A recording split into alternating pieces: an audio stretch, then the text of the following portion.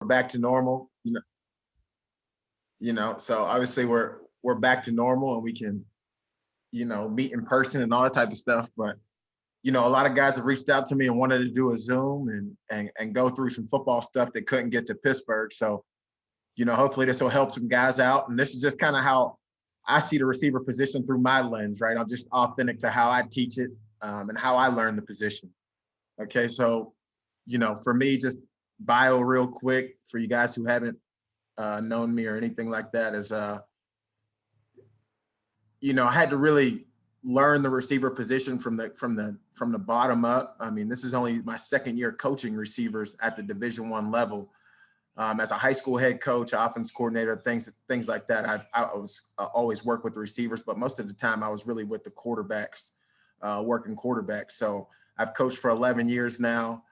But one of the things was growing up, I always was a running back, as a player, and they kind of switched me my senior year. I moved to receiver. So I went out to California, and was really green at the position. But I had a basketball background, and I really taught myself how to be a receiver through basketball. And when you look at some of the greatest to play this game, I got them up here on the screen. Devontae Adams right now, he's the guy right now. Jerry Rice played basketball in high school. Randy Moss was a great basketball player in high school as well. And then you'll see a picture of Jordan down there.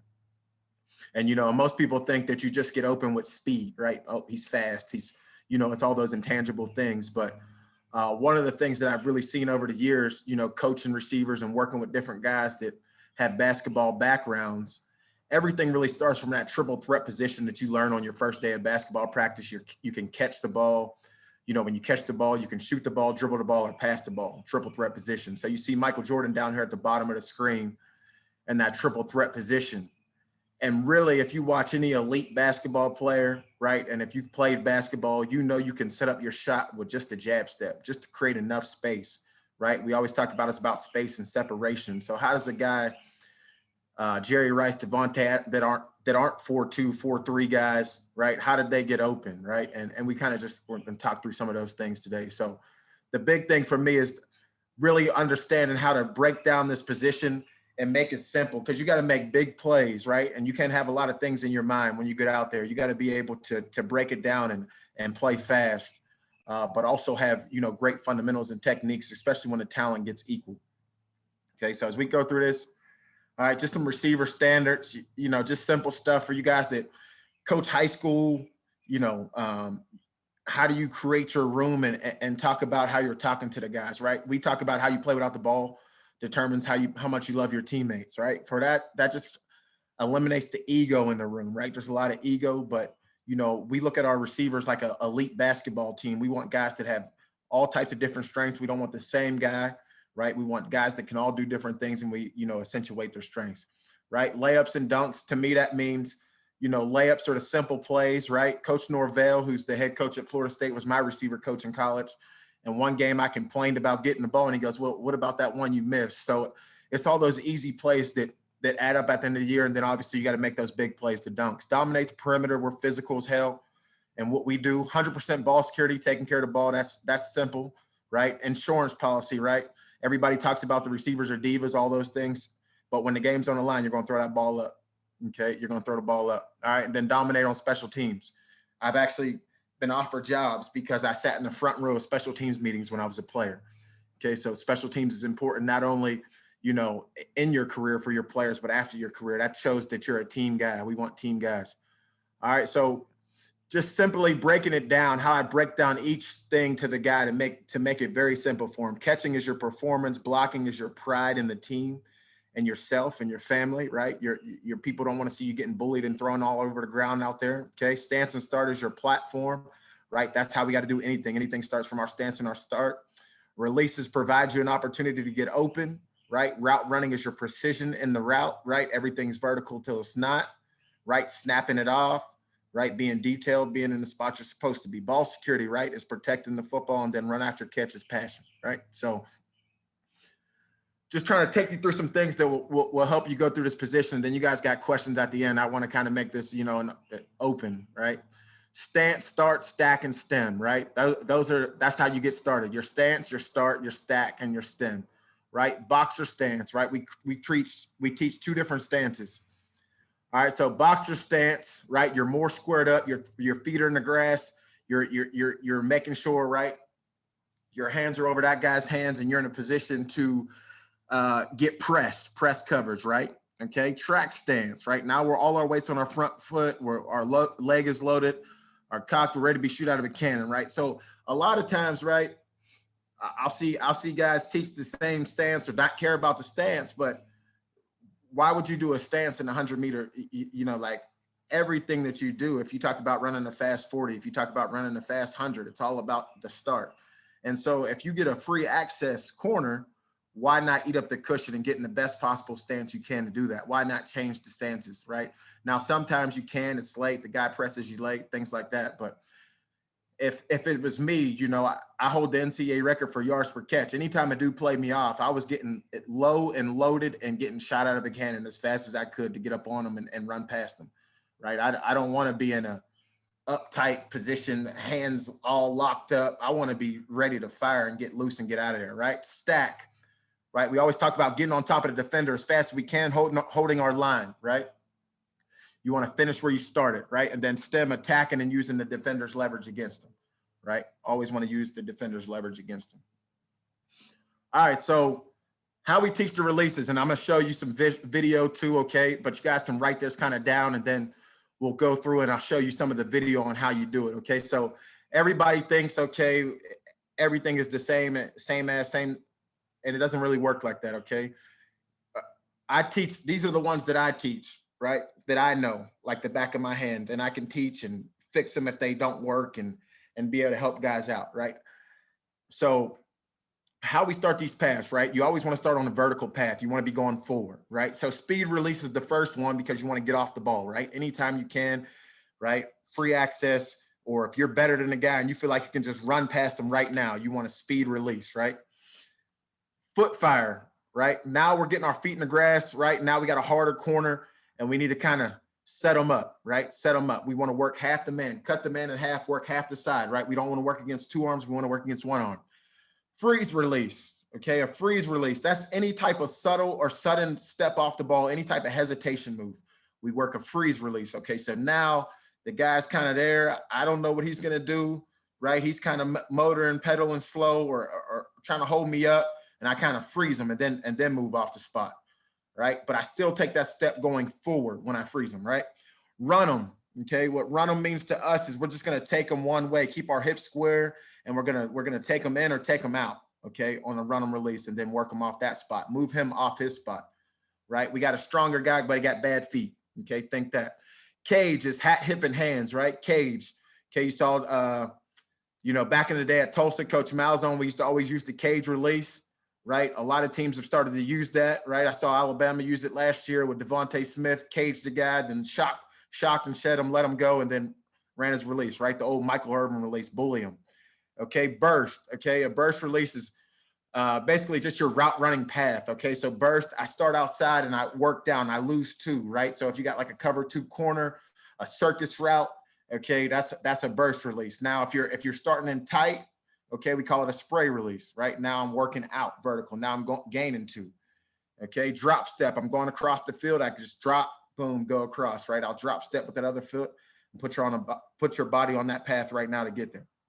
Okay, so that is just the path. Okay, now becomes the actual steps. And this is a lot of stuff that you guys see on Twitter, when you see the A to B to C steps. Okay, that becomes at your first and second level releases. There's first and second level releases, okay, that a receiver will have to work on. So from a slot guy, you have first and second level releases. From an outside guy, typically you're really working at that first level, okay? All right, so A step, okay, as we get into the jab steps, we're talking about jab steps, right? So if you talk about how violent do they need to be, these steps need to be violent. You really have to work on and train these steps for your athlete to be violent off the ball. I remember, Coach Norvell would always say, man, you only got one move, okay? Because in basketball, all I did my whole entire life is I want to be Allen Iverson. All I did was work a crossover, jab step, crossover, jab step, crossover. So when I got on the football field, a lot of the time, all I did was just do a jab step when a guy was pressing me, a step, right? That's a single stick one way with your left to right foot, just a single stick. Okay, now where this helps guys at, right? So last year I was at Hawaii, we had COVID year, and I was able to go out there and point to guys and tell them A, B, or C and give them what they could do off the line based off what I saw on film from the guys that we were playing against, and they had the advantage and we did not get pressed because I could show them exactly what they know what an A step is, what a B step. A B step is double jab. It's left, right, or it's right, left. Okay. And we all use different terminology, but we learned ABCs, right? That's kind of like the first thing we learned in kindergarten. 1, 2, 3. Everybody remembers that. Okay. So it's not like stick, shift, transfer your weight this way. It's just B step, left, right, or C step, right? Triple jab. That's left, right, left, or right, left, right. Okay.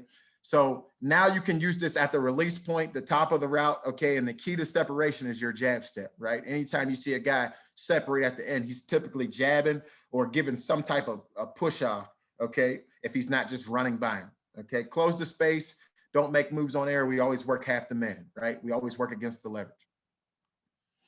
All right, we want to win with our feet and just have a plan for our hands, okay? If I got a guy who can win with his feet every time, they can't touch you, they can't stop you, okay?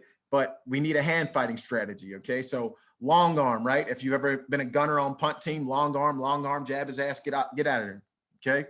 Wash, okay? This really helped if you watch D linemen, right? D linemen, they get the strong offensive lineman, tackle puts his hands on them, 2-hand wash. Boom, we're just washing their hands. We're trying to mirror their hands and move them, okay? As we're on the move.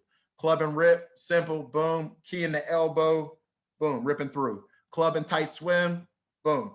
And really, when you go through these hand fighting strategies, we're just finding the best one for each guy if he needs it, right? We're just, you know, if it rains, he got a raincoat, he got an umbrella, he got rain boots, you know, we're just keep adding things to that guy's skill set, right? Cage, right? We talked about cage. Okay, I skipped to pull through. Okay, so pull through, I had a kid, Rico, last year. He was a really strong kid. He could grab your elbow and he could pull you through and rip through and run right past you. Grab that elbow and actually gain momentum and go past you. Okay, he's with the Steelers now. So if you got a stronger guy who's really strong, he can pull that guy's elbow and pull through. Okay, I saw back in the day, Billy Gonzalez, he used to do a lot of it with the receivers down there at Florida. Okay, studying their film back in the day, they're Indy. Okay, grab the towel, right? That is cutting down the surface area. You're going against a stronger guy, you can beat him. Boom, all I'm doing is just avoiding that 2-hand strike. I'm dipping my shoulder, right? I'm cutting down my surface area and I'm slipping the guy. Okay, getting skinny, all right? Hand on hip, okay? So now this is why we're in phase, running the route, okay? If his hands on my hip, I'm gonna swipe, okay? Swipe and push it down. If his hand's on my shoulder, I'm gonna swat, okay? Swat, right? Tell him like a bug's messing with your ear, right? Boom, get his hand off you, okay? Hands on end breaking routes, we're gonna swing, we're gonna push that back hip, okay? So we say swipe, swat, swing, simple, right? Swipe, swat, swing when we're talking about end phase route running, okay? All right, contested catches. I'll show you guys some of those drills, okay? But this is really the thing that I think kind of separates what we've done at a receiver position here, just that pit in this, just in the spring since I've been here, okay? Everybody talks about receivers catch the damn ball. Everybody gets mad, right? Everybody's upset when the receiver doesn't catch the ball. But typically I've traveled all over and seen a lot of different receiver coaches and worked with a lot of different receiver coaches. We do most of our catches on air. Okay. And then when you get into combative situation, then everybody's mad because you couldn't make that play. Right. So what I try to do is I just tried to, you know, as I studied the game and you go back through the history of the game, what are the type of catches that the receivers are having the most trouble catching? And how do we put those into our plan? Okay, so what we'll do is we'll backpedal, right? Think about all these if the quarterback throwing a bad ball, right? These aren't the perfect pass. These are the bad balls. Okay, so now you're in a situation, you got to slow down, you got to backpedal, you got to transition into a backpedal, you got to jump up and go get a high hands rebound, right? Shuffle. Okay, now I see the ball, right? Boom, I got to kind of slow down my body a little bit. I'm in that shuffle position. I'm in a weird position. The DB's all through me, coming through me, and now I gotta shuffle my body and go up and get the ball, right? Back shoulder, right? Now I'm working back shoulder. The guy's all over me. He's draped on me. Boom, and I got to make that back shoulder catch. Down the line, okay, this is a drill to get the fear out of guys' heart. One guy holds a mat, a crash mat, okay, And basically the guy just comes down the line. He's simulating having to, that close your eyes squint play, right? That coming over the middle, okay, down the line, right? Run free, okay? Run free. So now we're using our swat, our swipe, our swing, and our swivel, okay, to push off, right? To get that little extra push off that we get, okay? Boom. And on that last one, we're going to really overemphasize the swat or the swipe or the swing or the swivel, okay? The swivel is working the blind spot. So now I swung them, act like I'm going to hit them go back that way, and then boom, I break out the opposite way, right? Get in his blind spot, okay? On my back. So now I have a guy, right? Two guys together. He's on my back. He's coming all through me, right? His hands are through mine. And now I got to still go out there and reach out strong hands.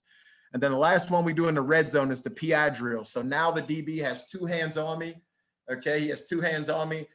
He's grabbing and holding me, and I still got to make the play, because that receiver, they still expect you to make the play. It doesn't matter how you're getting, messed with. Okay. So that's the combative work. We spend a lot of time doing the combative work, right? In pre-practice, after practice, we do the on-air stuff, okay?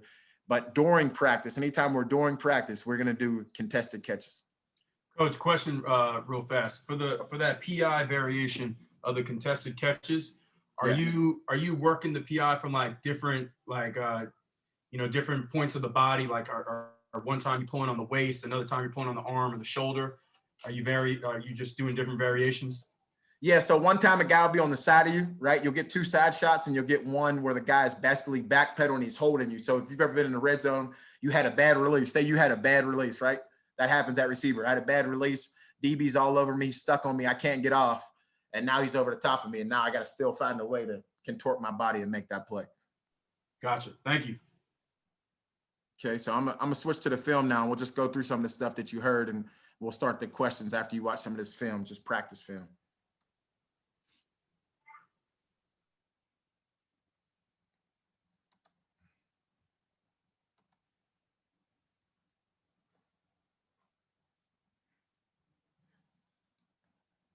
Okay, Coach, we good? No, you still got your normal screen up. Okay, hold on. How do I go back?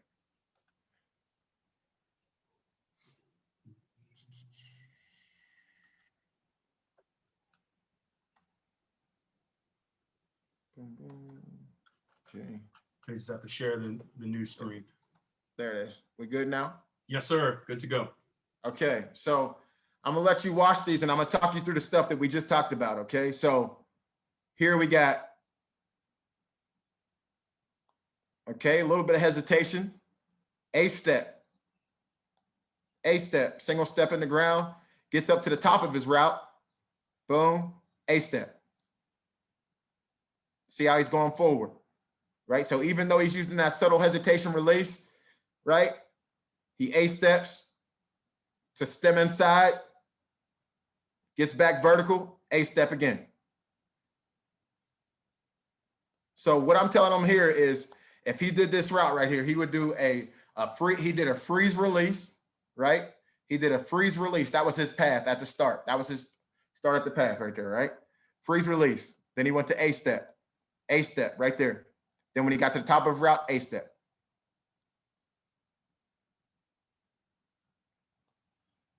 So freeze to the A, right? Single jab. Watch the feet, just watch the feet. A step. A step is a single stick, no breakdown. Okay. Now we have a foot fire. Okay, foot fire, right? Subtle foot fire, real quick. He's working half the man, B step. Foot fire, B step. Top of his route. We're in the red zone, so we got time. He B steps from there to give him what? The slant illusion. The illusion of the slant, right? Slant fade territory.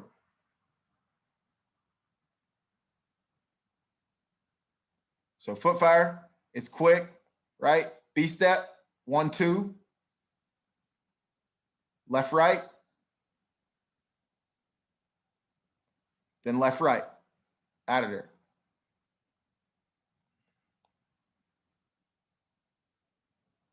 Okay. So foot fire again. B step, stem, boom. B step. So he goes foot fire, right, left at the top of the route.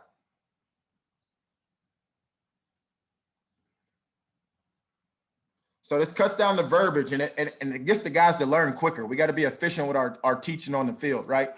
Coaching cues, coaching commands. You don't have time to give them a full dissertation on the book, right? Take everything that you know in the book and simplify it into a way that you can get it to them quick, the information quick. Okay, so freeze, release, right? Freeze, club, tight swim. Keys to elbow. Watch him key to elbow. Boom.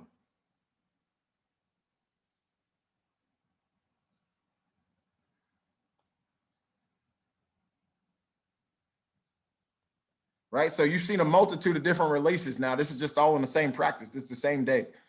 Okay. Freeze, release. He shoots the hand. When he shoots his hands, I shoot my hands. Boom. Freeze, release. Boom. Club and rip. Club and tight swim. Sorry. Boom. Finish.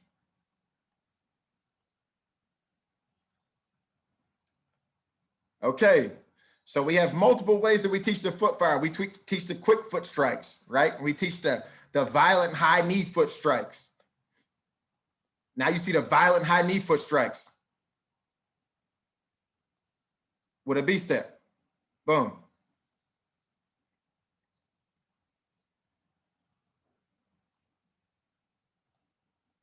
That's where the contested catch practice comes in right here. The finish.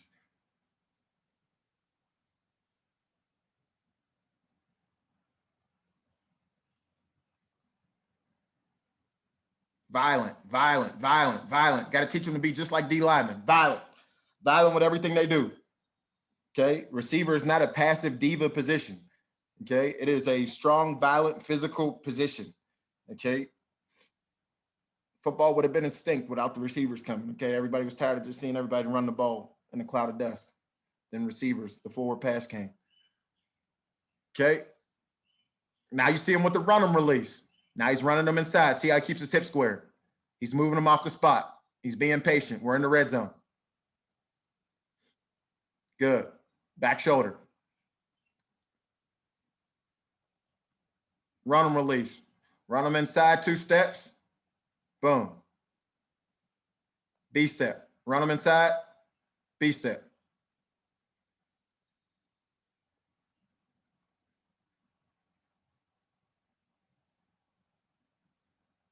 Okay.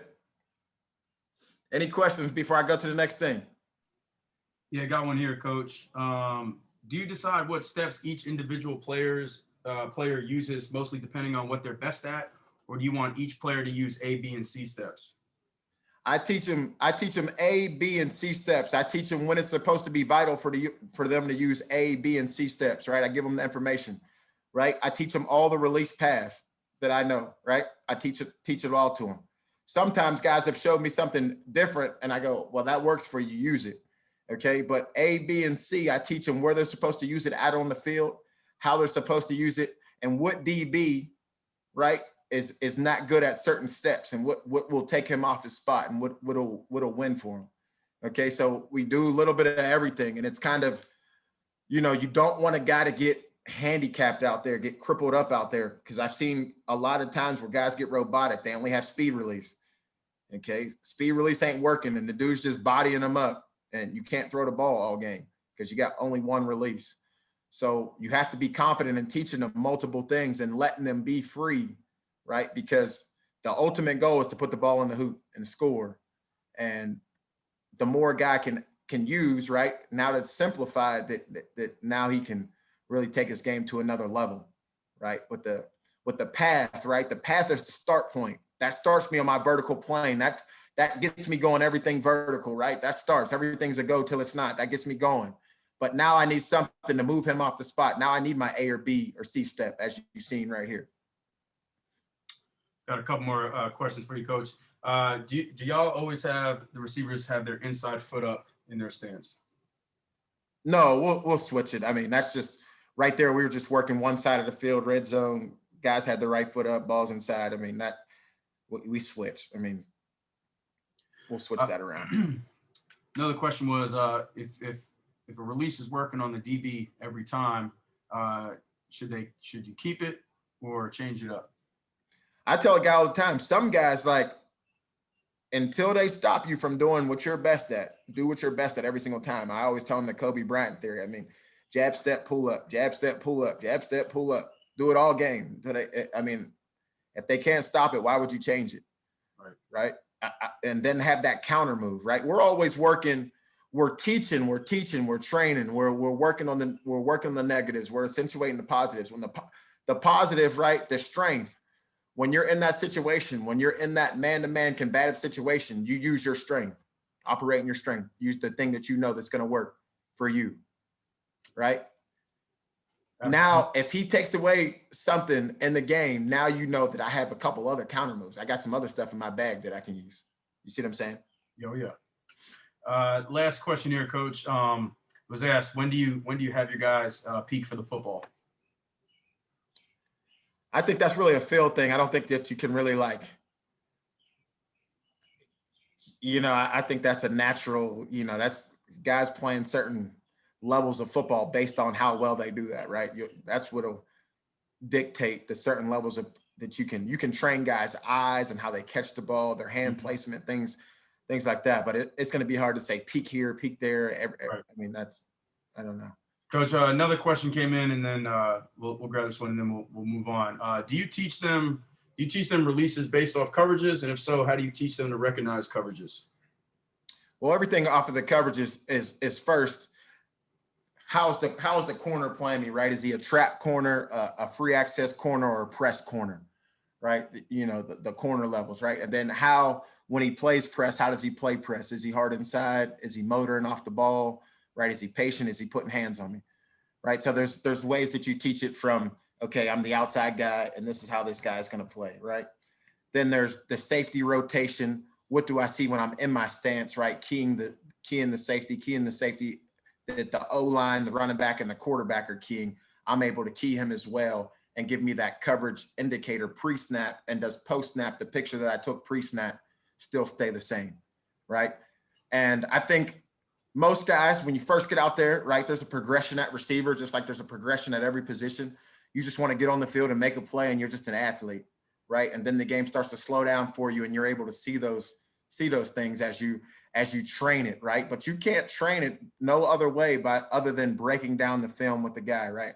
So I coach quarterback, so I love to just sit in there all day. So we had some young receivers who played last year, and they were great athletes, right? And they made a lot of plays because they were great athletes. Now, when we watch film together, they can immediately go, that was cover 3. That was 3 strong. That was 3 weak. That was press quarters. That was this. That was that. They know, boom, because we're sitting in there. And every single time before the play, what is it? Boom, as soon as the play starts, I stop the film after a split second. Okay, what is it now? Boom, and you just keep training their eyes. Now in their stance, they're able to think about that, right? So now they're not screaming, I'm open, and don't have a clue why they're open. They're just saying I'm open. Right now, they can actually go to the quarterback and say, man, the safety did this, the corner played me this way. Boom, this is why I should have been open here. Absolutely. You got, let's get this, another one just came in. Okay. Do you allow your players to try out steps early in the game to find their rhythm to set up the DB? Or do you allow them to have a go-to move in crunch time? I want their best move to be what they start the game with and what they finish the game with. I want them to have confidence in their best move, that they can do their best move on anybody in the country, okay, at any time, that they need to use their best move, right? You wouldn't tell somebody not to use their best signature thing, right? So I want them to use their best move when their best is needed, in the biggest game and the hardest situation. I want them to be able to do that, right? We teach other things. So if their best is not working, or someone is really bad at something, we played a team last year. They had this corner that was really good, but every team that he played, they released the same way into him, right? So I saw on film, even though the guy might not have been getting the ball, right? This is our job as coaches. We're supposed to gather information, right? I saw every time that they used this release on him, he got beat. Now the ball didn't always go to that guy, but he got beat every time they used this release. So I said, look at this, fellas. Let's really look at this. Let's really work on this release this week and use it. And we ended up having a big game against a kid who really didn't give up a lot of yards by using a release that we saw on film that typically teams weren't throwing their guys the ball when they actually did beat them. Mm. Good stuff. Awesome stuff, Coach. Appreciate that. Okay. Let me get into just some drills and stuff. Yep.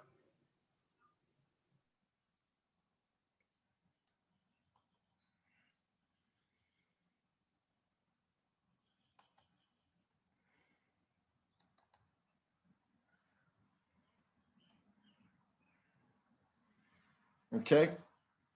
All right. So here, just take you through a couple things. This is just simple warming up stuff right here. Okay. Nothing crazy. Okay. Just a simple box drill. Okay. All we're doing is here is just working on, when they get to that third step, they're A-stepping. Okay. So all they're doing right now is A-step, A-step, A-step. Everybody's going to go through it and just A-step. Okay. So you see, right? So everybody's body's a little bit different, right? He has better shin angles, right? His looks more like a crossover. His A-step looks more like a crossover. Boom, right? The last guy who went, right? His is more violent. Boom, boom, right? Everybody's body dynamics are a little bit different. Same thing with this kid, basketball background, A-step.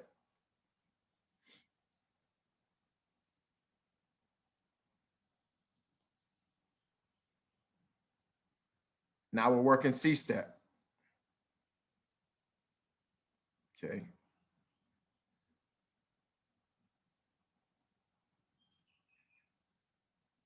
Right, and that's just the old school box drill, right? We all did the box drill. If you played receiver, coach receiver, everybody's done the box drill. We just do it in a way where we train I train their minds, right, to always be on A, B, C, okay? A, B, C. A at the line, B at the line, C at the line. A at the top of the route, B at the top of the route, C at the top of the route. The old school slow breaking down, that was out when I stopped playing, okay? Because people found out that you could break down, right? Right? When you saw those little quick receivers, you saw guys that played basketball, they could break down in 1 step, 2 steps, right? Ocho Cinco, right? Those guys, Terrell Owens, basketball background, T.O., right? Randy Moss, they could break down in 1 step. You didn't have to do the pitter patter your feet and go around the cone and go slow, right? So now you see a lot of guys that are being elite, Keenan Allen, Devontae Adams, right? They're just sticking their foot in the ground and going, okay? You don't see a lot of breakdown from those guys. So we're training that here.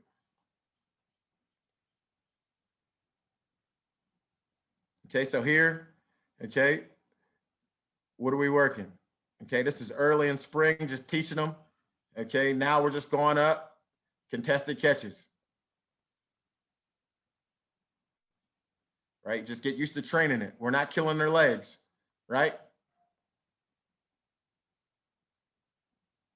Boom, ball's coming quick, bad ball, simulate bad ball. Boom. Focusing, getting to this high point, getting the rebound, taking it off his helmet. The guy's grabbing me, holding me, right? DB coaches that are on here, okay? I mean, I wish y'all would stop all the holding and grabbing, okay? But we're going to practice for it anyways, okay?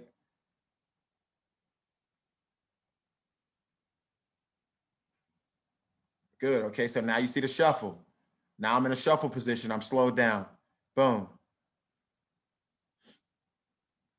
Right? And we're just training it. We're playing football, not footman. So when that ball comes, everything in the stadium stops. I tell it all the time, right? You ask a great player, do you hear anything when you're playing? They don't hear nothing. All they see is the ball in the end zone, making plays.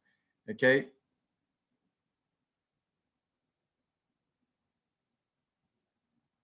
So we're not worried about the guy grabbing us. As soon as that ball comes, it's all about the ball. Okay. Now we're going back shoulder. Okay. See, he's bad. He's playing with the guy too much. Boom, right there. Back shoulder.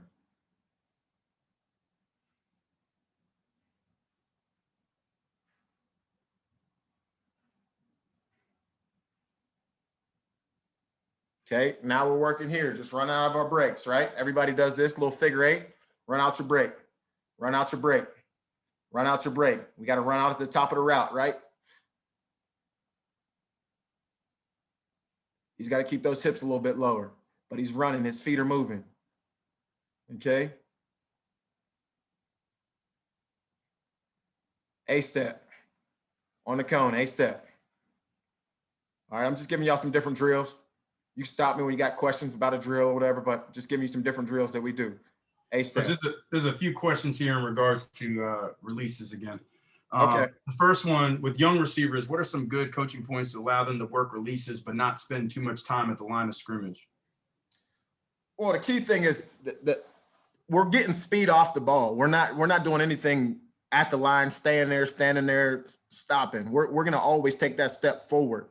The first thing I tell people all the time is don't teach none of that dancing stuff, right? Teach speed release, win, go past his ass, run, speed release, right? The first thing I teach these guys is speed release with an A-step, okay? Just straight speed release and speed release with an A-step because I'm running off the ball, right? We're running off the ball. We're taking off, okay? So that's the first initial phase is it's always we're taking off, we're getting off the ball, we're being violent off the ball, speed release, speed release, speed release. Then we go speed release with an A-step, speed release with a B-step, speed release with a C-step. But we're getting down the field, right? So I think you got to teach the initial attack first, the mentality of we better get off that damn ball and be violent when we get off the ball.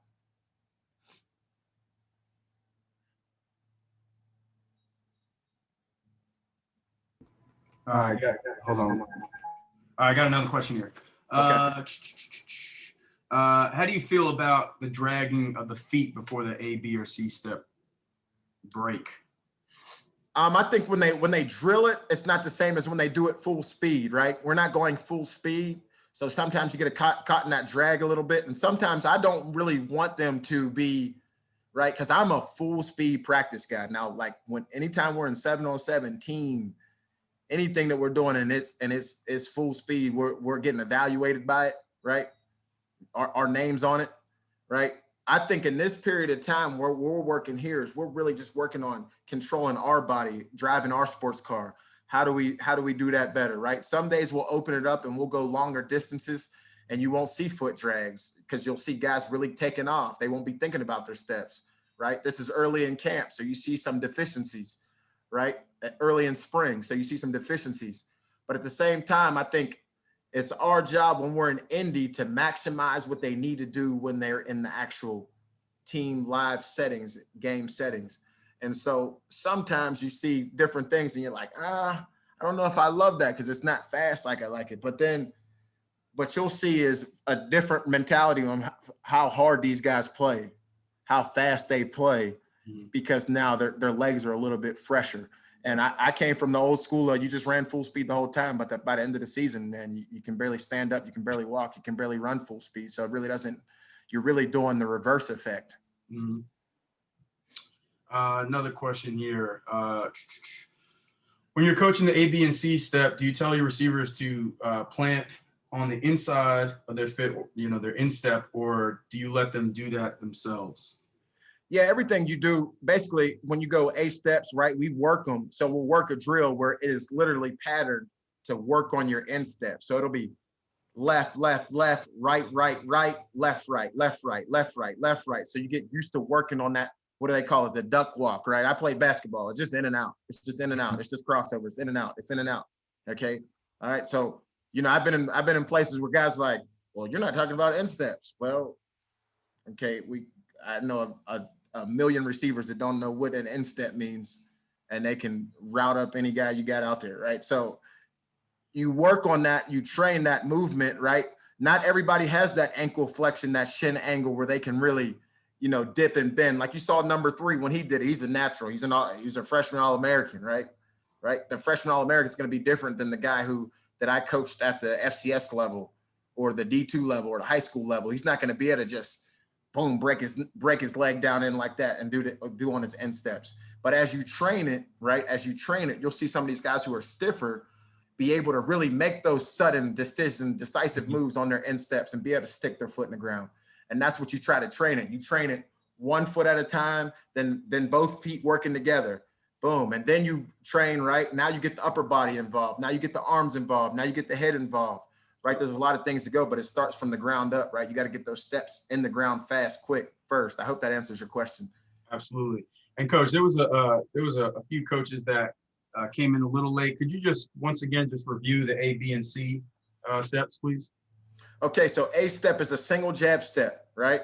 B step is a double jab, so left, right, and a C step is three jabs basically, right? So left, left, or right, left, right. Okay, and basically we work those moves half the man, right? It goes all the way back to the triple threat move in basketball, right? You jab, right, to move a guy off his spot. That's how you create separation. It's not just a speed thing, right? Had a kid, Jaquez Ezer, who blew up this year, right? He was an FCS All-American for me at Howard, right? And then this year at Sam Houston State, he won a national championship, was like the top receiver out there.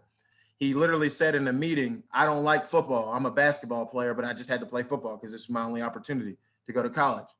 So when we talked to him, it was in and out crossover, and which is A step, or in and out, right? Is up, in and out with a crossover is an A and a B step together. And he would do those things. And he was not, at that time, he was not a 4-4 guy. He was like 4-5, 4-6, and he really worked his craft. But it took him to an All-American level, an elite level early, because he translated that in his brain to work in those A, B, C steps and create a separation from guys. When he lacked in speed, when he went against the faster guy, he was still able to beat him with those violent jab steps. Good to go, coach. Good. Yes, sir. All right, so as we keep rolling here, let's see what we got.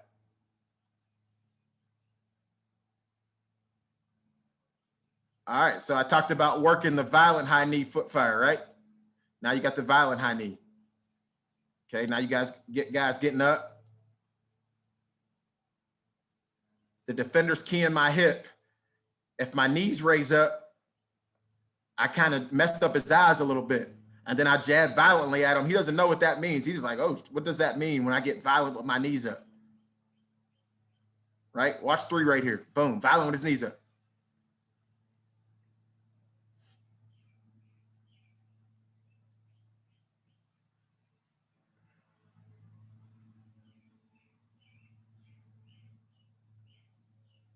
Right? You saw 18 right here when he did one-on-ones, right? He was violent with the knees, did the A and B step right there, right? Run them, release. Run them one way, A step. Run them, A. Run them one way, A.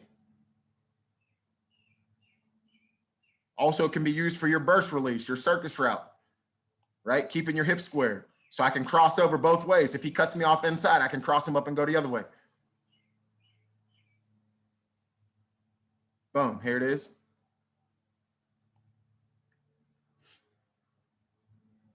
See how the hips stay square. You can tell who's not trained at it and who is, right? So now you see a guy right here, square it up, square it up.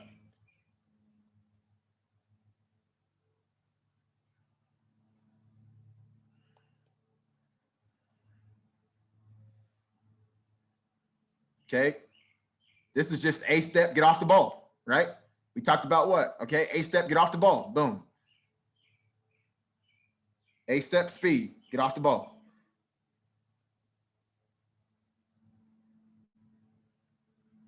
Okay, he messed it up. All right, now we're back to contested catches.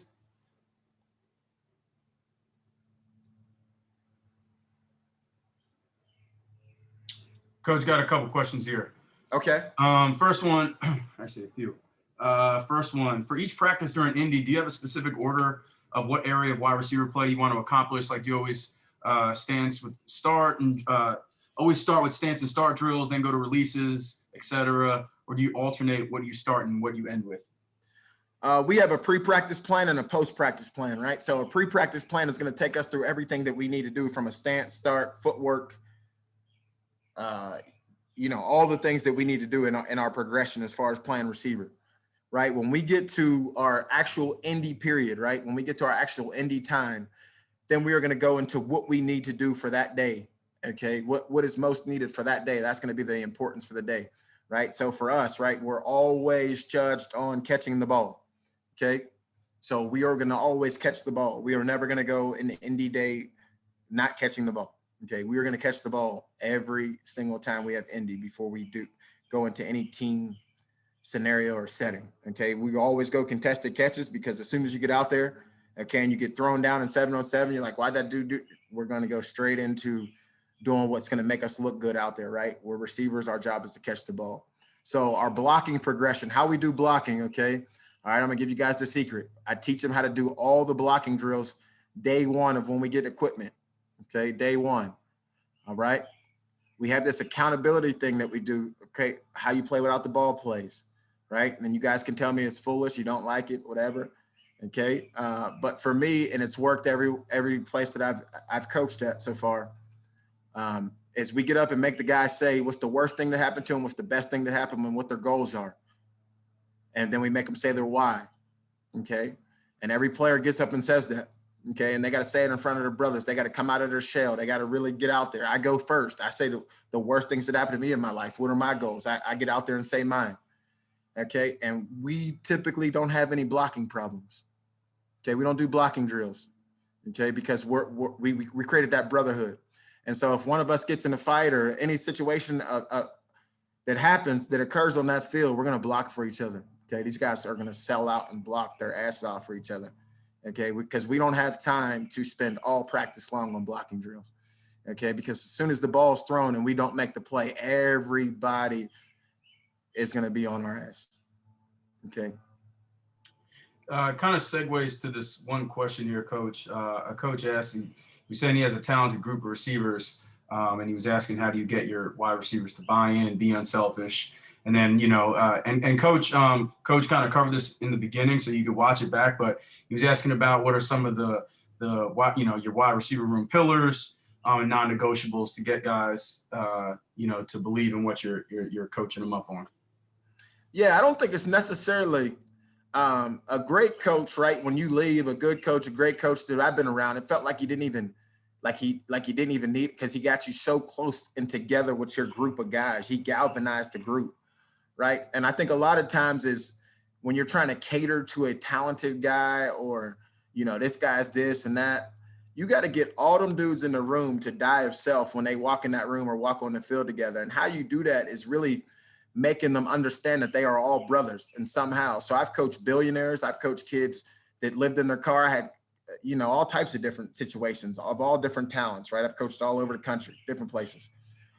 And everywhere I've been, no matter what the kids, what their situations, what their backgrounds were, right? When they get up there and they say the worst things that happened to them. So you could have a kid that was from, when I was at Waynesboro, we had a kid that was from a trailer park and we had a kid that was from Section 8 to projects, okay? And they both had a grandparent who had cancer. So they became close and connected. They felt like, man, I really can't let you down. Okay. Because it's really about them just looking at each other and saying, I'm not letting you down. We don't play as coaches. They need to be together, right? They need to be out there as one. They need to respect the information you're giving them, and you need to serve them. But at the same time, they need to be serving each other and loving them and be looking at each other like, man, I can't let you down because I know your story. I know your struggle. You're the same as me. And I think that's alleviated a lot of the ego that happens, especially at the receiver position, because at our position, if you've ever played receiver, you're out there for 60, 70 plays and you get, let's say you're on an air raid team and y'all throw the ball all game long. You might get 10 opportunities out of 70 plays. Okay. Let's say you're on a run game team. You might get 4 opportunities, 3 opportunities. And you have got to make that, you know what I mean? And so I think that's the thing that's helped me. A lot of coaches have taken that and adapted to their teams and it's helped them. And I'd say that's one of the things that I do. Don't worry about who's talented, who's this, who's that. Don't be crippled by all that. Just get them dudes in a room, cut yourself open, tell them who you are. Don't make them search you on the internet. Tell them exactly who you are, what you're about, and your goals and all the things that happen to you. They'll be more open to share. They'll share those things to each other and then they'll play for each other. Absolutely. Hey, you bring up a good point because it's definitely a position where, you can easily get frustrated because like you said, I mean, if you're on a team that throws the ball all day long, you still may only get 10 out of the 60 plays coming your way. So, you gotta buy into everything else. And I think that's a tremendous point about being open and showing them, it's more than just, what you can do from you on the field. Yeah, I mean, we've really switched from, like at first it was just like, okay, we know who the star player is on the team. Now kind of everybody's has their own. I mean, other than the offensive lineman, pretty much everybody has became a selfish position in football, right? Because everybody has their brands, right? Name, image, likeness. Okay, everybody is like, man, I got to get it. I'm the star. Everybody's parents tell them that you got to be the star, right? Because they see, just dollar signs. They don't really see role players anymore, right? Nobody really sees role players anymore. But when you get the guys together and they understand where do they fit on the team and they're making a valuable contribution, right? And they know each other and they're together and they get focused on that winning mindset, that together mindset of everybody eats. We can all make a play. We can all do something to change the game, right? It's about, right? I tell the guys, like, who cares if you had 100 catches if we have no touchdowns? I mean, I don't care about catches. I want guys that score touchdowns, make big plays, right? Change the game, right? Do you change the game on special teams? Where can you change the game at to help us win the game? And I think when guys are loving each other and serving each other, they're more in tune to do that and turn off their brand, to do that. Absolutely. And there's another question here, Coach. I know you're kind of getting into it, but just some coaching points for stock blocking. Stock blocking. I mean, it's really about, you want to get stripe to stripe with that guy. You want to have that 3-yard cushion of getting up on that guy. You want to take the path, right? Right. Stock blocking is a lion stalking the prey, right? I want to go up there violent, right? I want to be in a position to give myself a chance to give the runner a 2-way go. I want my helmet under his face mask. I want to hit him on the rise. I want to get my hands in tight. I want to run my feet on contact. I want to be the aggressor. I want to finish in a strong, dominant alpha male position. I want him to know, like, damn, that dude, like, I want that dude to get out of the way. If I can put him down, I want to put him down, right? Because that DB might have had a plan, right? Like everybody, that old saying, right? You might have had a plan, then he got knocked out, right? So it's different for a DB from a standpoint, oh, I just got to cover this dude. But then when you start putting a guy on the ground, you start you start really getting physical, violent with a guy. He goes, oh man, now he's worried about, is this dude going to hit me? And I got to cover this dude. Now you have that different edge to you. And I think, anytime you talk about stock blocking in general, right? It first starts with a mentality, right? You got to first start with the mentality of how aggressive and how physical and how violent you want to be. And then you get the technique down of stepping up on a guy's toes, working my feet, running my feet on contact, being underneath them, hitting them on the rise, shooting my hands, shooting my hips, thumbs up, all those things. Good to go, Coach. All right. Let me see what else I got for y'all.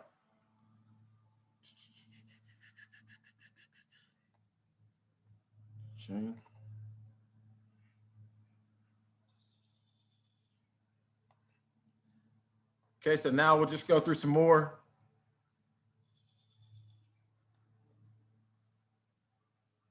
He did a good job here, right?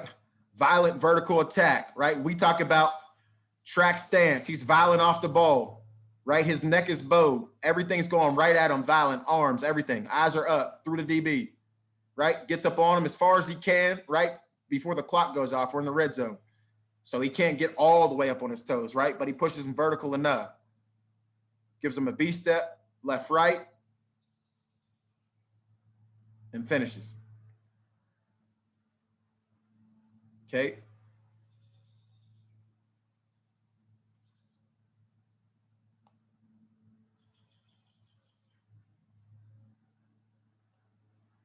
Okay, so does a good job right here.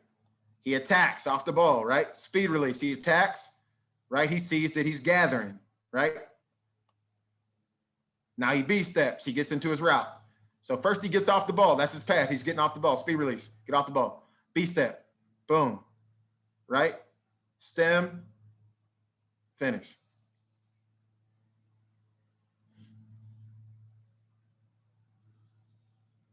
He knows what? He has an inside route. He knows he has to get inside at a certain time, but he takes him vertical first, right? Gets him out of that pedal.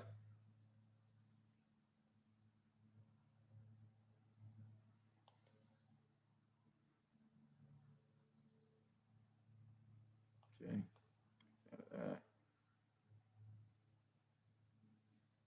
Okay. Watch number 6 here in the slot. Watch the slot guy, right? He's getting all the way to him, arm's length away. I say get to him and then dribble. Okay, so we're going to close the space. Close the space. Get up on him, right? Get up on him. Then the B step occurs. He does nothing on air. He does no wasted movement, no wasted time. He runs up on him. B step, doesn't slow down. Boom. Right? B step, doesn't slow down. Does a good job what? Working back vertical, making them think vertical again. Vertical off the ball. Gets to him, works a move. Vertical again. Sticks his foot in the ground, A step.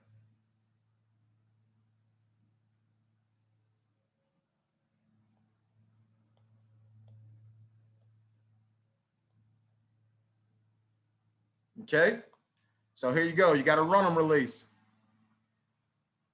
Runs them one way, brings them back the other way with A step.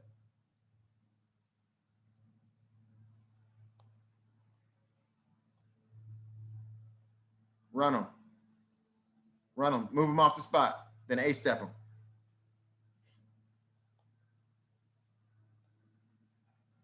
Okay, we watched that one already.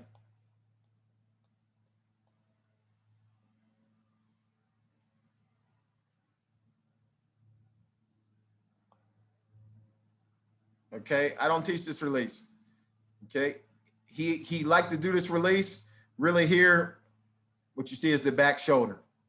Okay, back shoulder.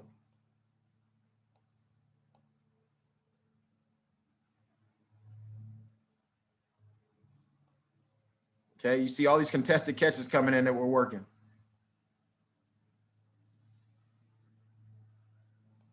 Obviously took that ball away, finished the play. Okay. All right. So young freshman, right? Young freshman. This dude was early enrollee. So me and him were both new in the spring. So we're learning each other, right? Foot fire, B step. He's good on his end steps. He's good on his end steps. He can play on his end steps. Right? Those young guys, right? It's really important, right? Doesn't matter if they're, I've seen it. Doesn't matter if they're NFL, Division I, FCS, D2, D3, high school. You have got to teach guys to not fight with that defender when that ball is on them, when that ball is upon them, right? That's why the contested catch drills are so good.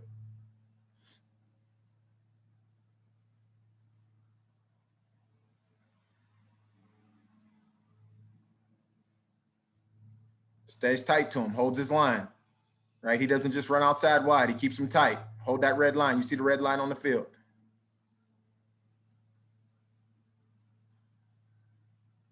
Right? He changes tempos here. Older guy, right? 5th year, super senior. Understands the tempo change, right? Okay, so there's progressions in what you can do with each guy.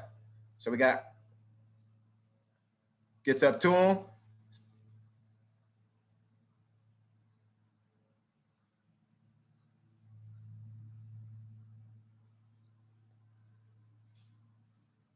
Works him.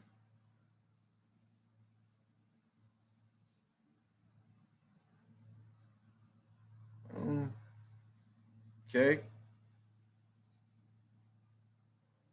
Let's see it from the back shot.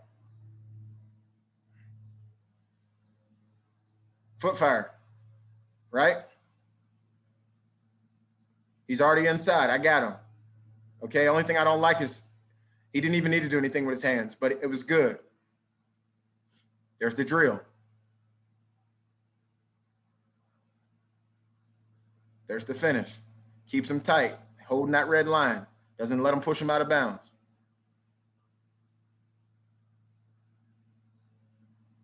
Okay, now we're just working a release drill. Right? We don't win until we stack. Okay? Right? Even, right? We want to stack if we can.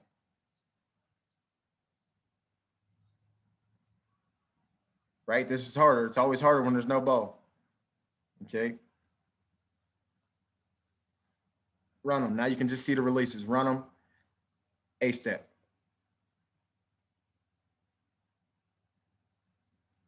Stack them.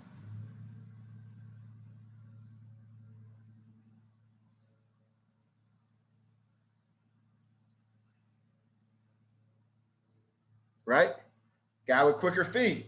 Win with your hands, right? He's shooting his hands. I don't got to, if I can beat him with my feet, I won. He can't touch me.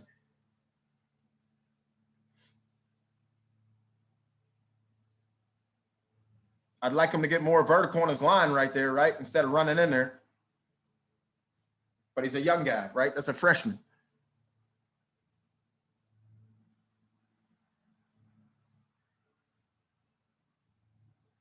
Now you see what? Older guy, right? So not only do you see the feet, but look at the head movement. Look at the shoulders. Right? Train the feet first. Train the feet first. Get the upper body balance going. Get the head fakes going. All that's vital. You need all that. Okay. We watch that. Watch that.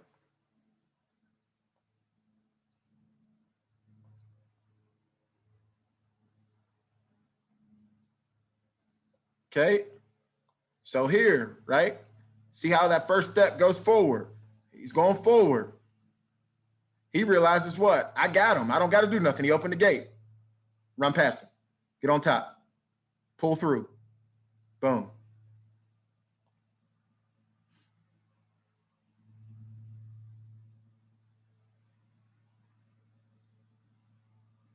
There it is. Now you see it. Violent high knees. Violent high knees. Violent foot fire. Boom. B-step. Get on top.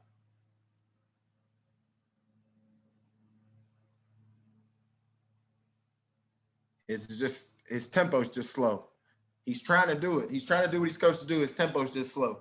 He's got to speed it up. He's got to put those feet down faster. Got a question here, Coach. Yep. Do you teach any low hand technique to defeat press, like dropping release side shoulder to prevent any latching contact, or is it all feet and speed?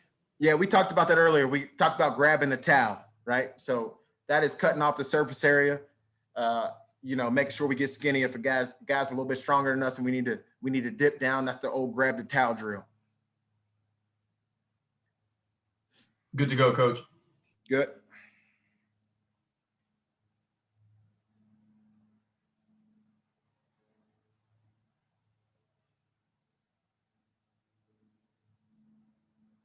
We watched that one too earlier.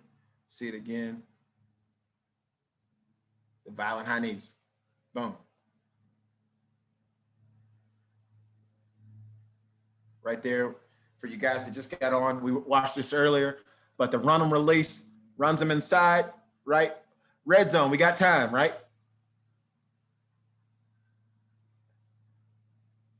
Boom. Runs him inside. Does a good job of keeping his hips square. Going forward. Gets him off the spot.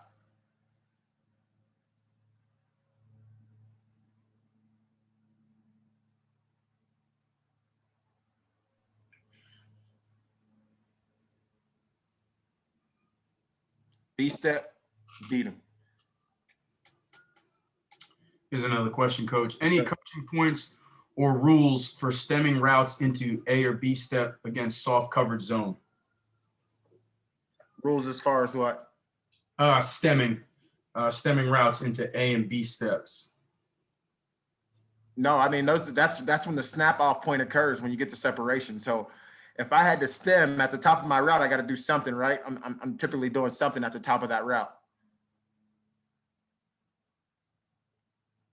So if I stem inside and I say I got a bang 8 or a glance, a 10-yard slant, whatever you call it, right? If I stem inside, I go inside of that defender, right? And now what do I want to do? I want to fight pressure with pressure. So I want to lean back on him, right? I want to use this momentum, right? He's trying to lean on me and push me down. I'm trying to push back out on him. When we get to the intersection point, when we get to the top of the point, right? When we get to that 10-yard point, Now I'm going to jab step. I'm going to A step, stick my foot in the ground and break and rip away from him, run away from him. Does that help? Absolutely. Another question here. When a DB has a staggered stance, like an aggressive pre-snap stance, is there a specific release you like to teach your guys to work against a more aggressive corner? Yeah. So where I was at last year, Hawaii, we went a lot of that. We went against a lot of that in practice. And they stopped doing it when we started using the wash technique, right, that the D linemen use. So we just started mirroring their hands. And as soon as we saw that cock stance, that stagger stance, boom, as soon as we just matched their hands, boom, moved them out the way. And we beat them right off the line.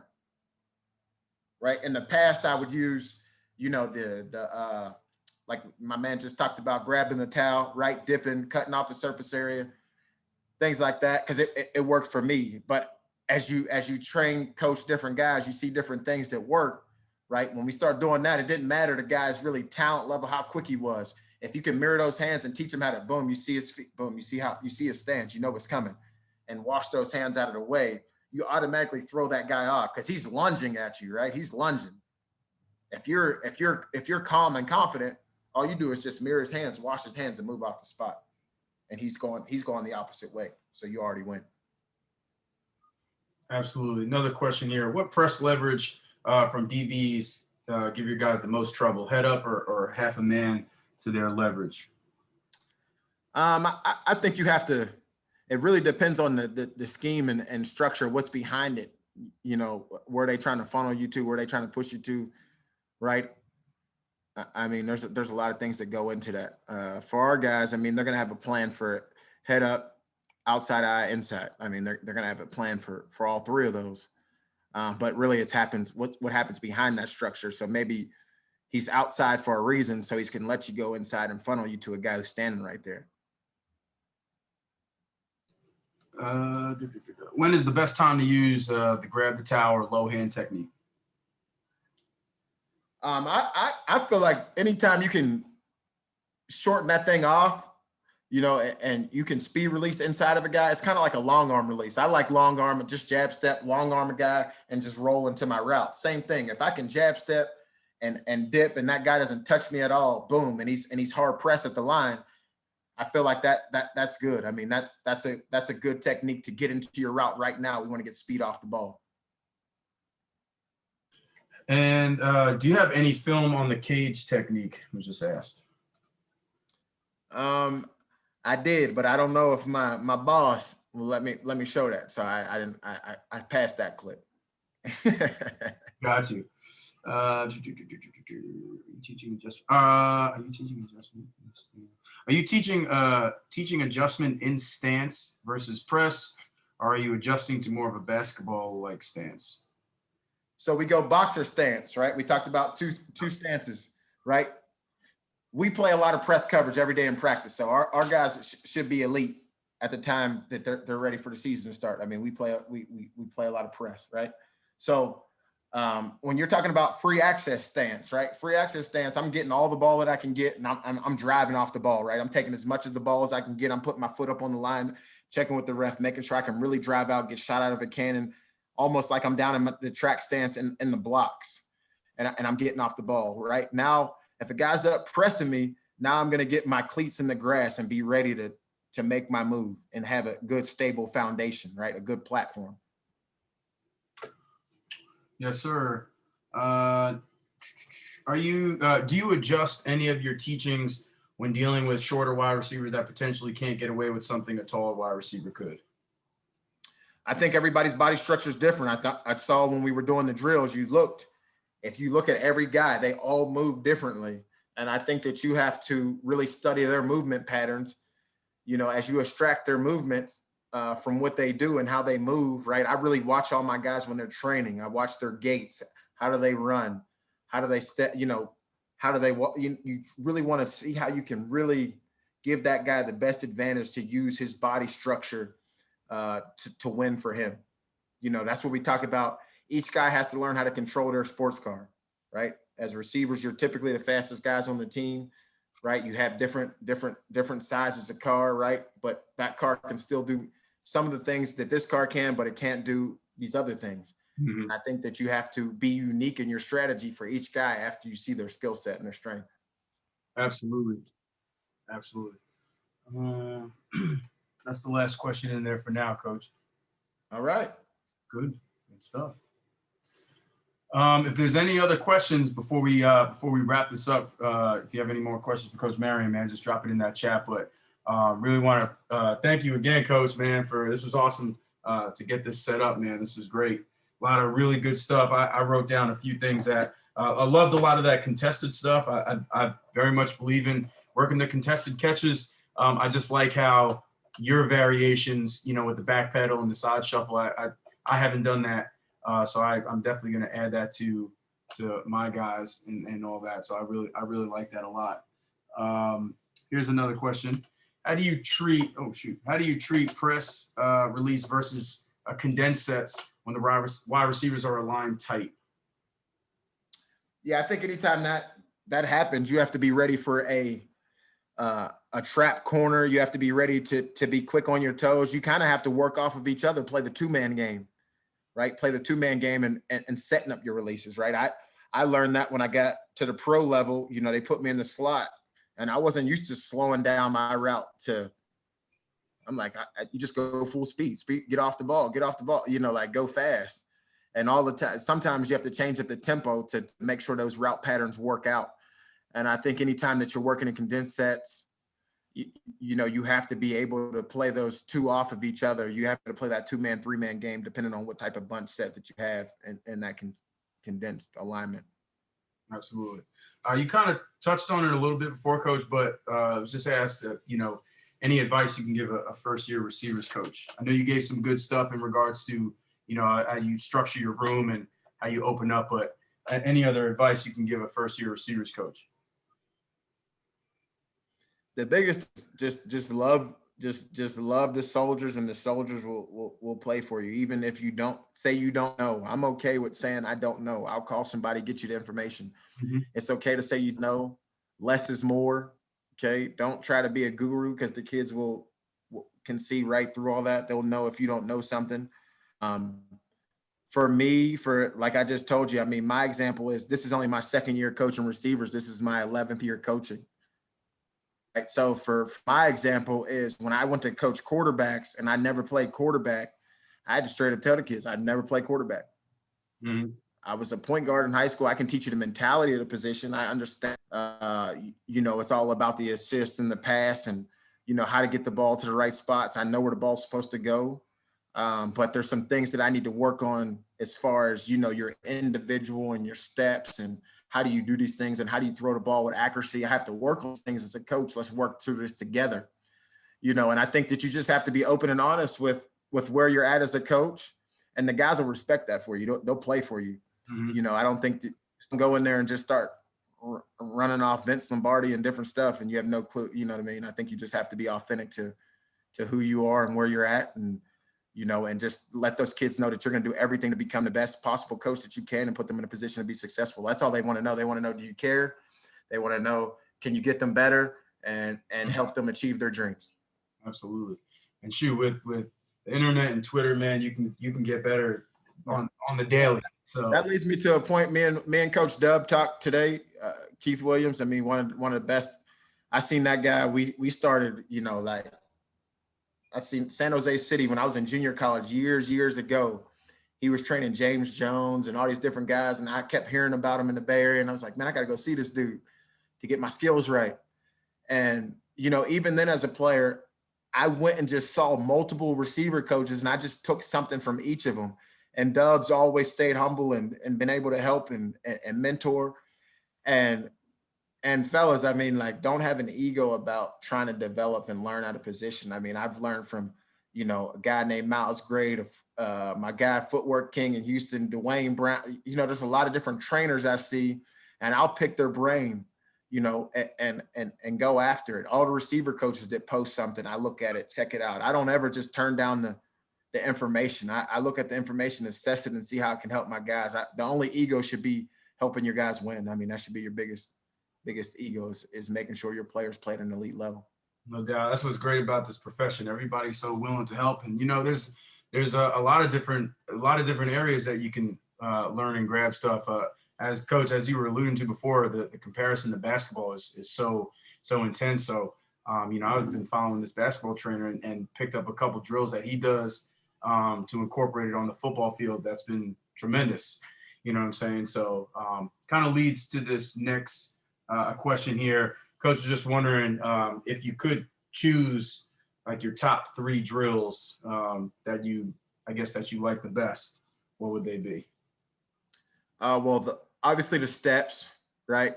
The contested catches. And then the biggest one is I still love, I mean, I know it's old school, but I still love the figure 8. There's something about being able to run full speed out of a break and doing the figure 8 where, the figure 8, the M drill, there's just some things that are old school and they stand the test of time, and you just got to keep using them because they work. I mean, they really work at the top of those routes when you got to run out of them and be violent at the top of your route getting out of it. So those would be the 3. Absolutely. And we'll end on this this final question here, Coach. What does day 1 camp or practice consist of drill wise? Well, like I told you, the first day after that heat acclimation, all that stuff is over and we get pads on. The first thing we're doing that day is we're blocking and we're getting violent. We're getting physical. Okay. So we have just teach them how to be all the way down on the ground, how to strike a bag. I mean, all the way down to the grassroots, how you strike a bag, how you bow your neck, right? Just all the physicality of what you need to do, where your hand placement is, how do you block, running your feet on contact, standing up, mirroring your partner, right? Being in good position, the 3-yard cushion, running to the 3-yard cushion. Then we do a catch the train drill, okay? So it's like getting punched in the face. How are you going to get in the ring, right? You can spar all day long, but if you've never been actually hit, right? We get a bag, guy backs up. You got to sit there, right, in your good hang clean position, get your feet moving, chopping, ready to go, and shoot your hands when that dude comes at you. He's going to come at you, okay? And we call that the catch the train drill. And so after we teach those drills, then we teach how to go down and, right, you got to block 2, right? Most dangerous man, immediate threat.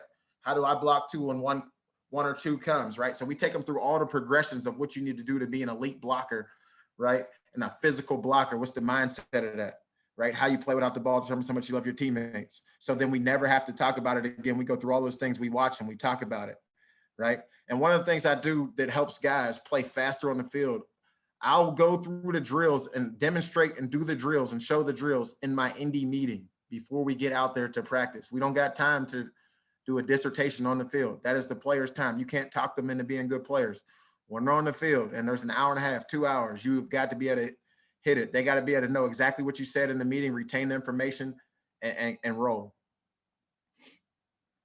I personally think that, when you do establish that day 1 mentality, the physical play in the run game, I think it translates to all aspects of receiver play. So they become physical pass catchers, physical route runners. And it just, so that's always been big for me since I've been coaching receivers. Like they already know, like that's what I care about the most. Like I want us to be, if a DB coach or a coordinator looks at us on film, I want them to say that this is the most physical group of receivers that they're going to line up against. And it just, everything translates and the selflessness comes out and it's all good after that. Let me just check if there's, Coach,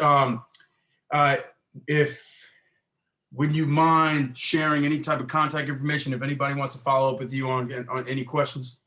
What's the best way they can contact you? Twitter's the best way. Just at Brennan Marion, the number 4, BRENNANMARION, the number 4, Twitter.com. That's the easiest one. And then from there, I usually give guys my personal cell. And, I just remember being a high school coach and, there's only a few coaches, the ones that I played for, that really answer the phone for me and get information from. Mm-hmm. Yeah. No, it's been tremendous, man. Like I said earlier today, man, I appreciate, our connection and the information you've provided me with and helping me become a better receivers coach, man. So, there's a list of guys that I'm truly grateful for. And that's what's great about this community, man. Everybody's willing to help and, like you said, push those egos to the side and just be willing to chop it up and help us just improve each and every day. Because at the end of the day, man, it's about the guys we coach, and helping those guys, like you said, achieve their dreams and get them better. So, continue to push that forward and certainly don't feel bad. feel shy to reach out to coaches, man. I mean, yeah, people are busy. They may not get back to you right away, but everybody's here to help for sure. No doubt. No doubt. Justin, I appreciate you, man. Yeah, man. Nah, this was great, dude. This was great.